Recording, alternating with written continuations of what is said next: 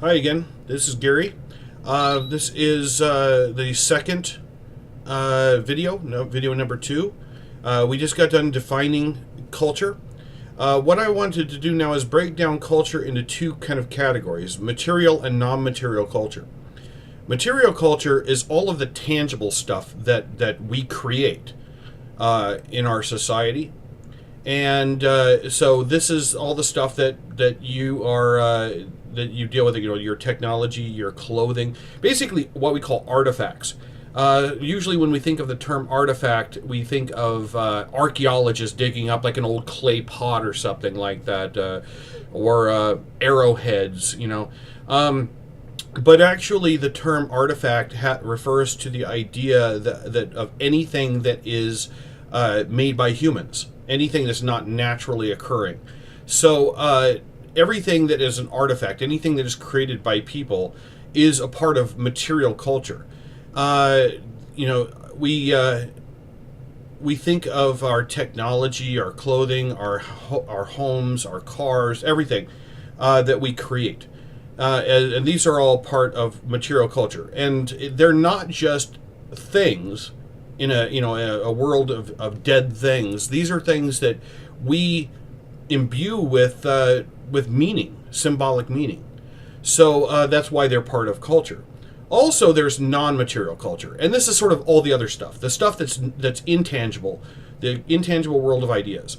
And so this involves all of the things we're going to be talking about, like values, norms, symbols, language, and belief systems. So we'll talk about each one of those. So this is kind of the breakdown of the two different areas, main areas of culture. Now, a couple of other terminology ideas which I'll just talk about quickly. One is culture shock. Culture shock is what happens when you're sort of out of your element. If you travel from one culture to another, what you'll find is that sometimes the symbols that are used, meaning the names for things, the gestures, language, all of those things are maybe different, and so you may feel very out of your element. You may feel very disoriented. And on top of that, the rules for everyday living may be different.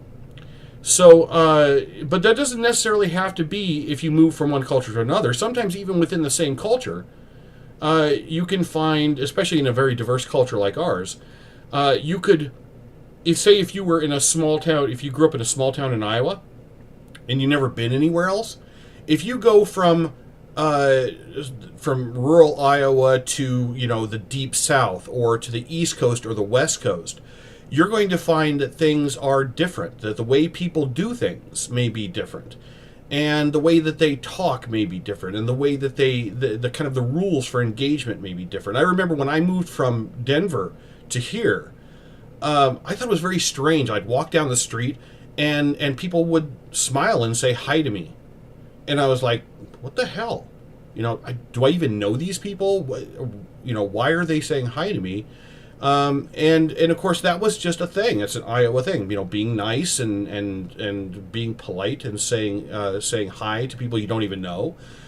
First time I ever drove out in the middle of nowhere, in the boonies, people would, every car that would go by, every truck would wave to me, and I'm like, oh, what the heck, am I going to start hearing banjo music and end up in like Deliverance or something like that?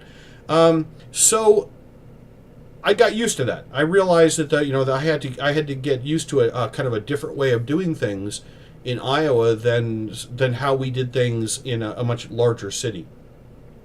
Another two concepts: ethnocentrism and cultural relativism. Ethnocentrism.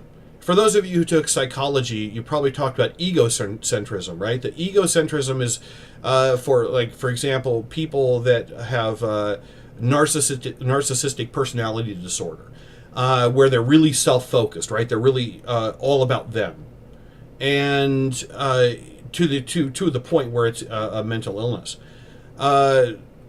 Ethnocentrism is similar to that. It's like thinking of your own culture not as just a good culture or even the number one culture, like we're the best culture, but even beyond that, to thinking about your culture as being the right culture, the correct one, meaning implying that all other cultures are incorrect. Now, it's important to kind of recognize that what we're doing, in effect, is trying to measure other cultures like it's a yardstick, right? Measuring other cultures against ours, assuming that ours is correct, and that if they're different than us, then they must be wrong. It's a very biased way of looking at the world, and in the past, it's especially for Western and Northern Europeans, and then of course for us in America, this has led to some really negative outcomes. It led to colonialism. It led to things like slavery. It ended in, it resulted in some really bad stuff with Native Americans, because you assume, well, obviously these people are, savages, and so it's okay for us to pretty much do anything we want to do to them. So ethnocentrism is a very biased way of looking at the world, assuming that your culture is correct. And the problem with all these other cultures that are different is they're just not enough like us. Cultural relativism is a more accurate way of looking at things. What it means is that looking at culture as though culture is not right or wrong. Culture is simply culture. And there is no right or wrong culture, there's just culture. Around the world, there's just a lot of different ways to do things. And some cultures do things very differently than others. But that doesn't necessarily make them wrong, it just makes them different. And in fact, we can actually learn a lot by understanding other cultures, because it allows us to get outside of our own comfort zone. It allows us to think about the world differently by seeing the world through other people's eyes. And that actually makes us better problem solvers. It makes us smarter. It makes us be able to be more creative, because we can see things from a much broader perspective. This is another example of the kind of the sociological imagination as well, allowing us to see things from other people's perspective. So when we talk about diversity, this is a good example of how diversity plays out in ways that gives us advantages if we in fact embrace diversity, because we're not just thinking about the world from our own perspective, we're looking at it from the perspective of others as well. So this is the end of this video, and what we'll talk about next is symbols. All right, thank you.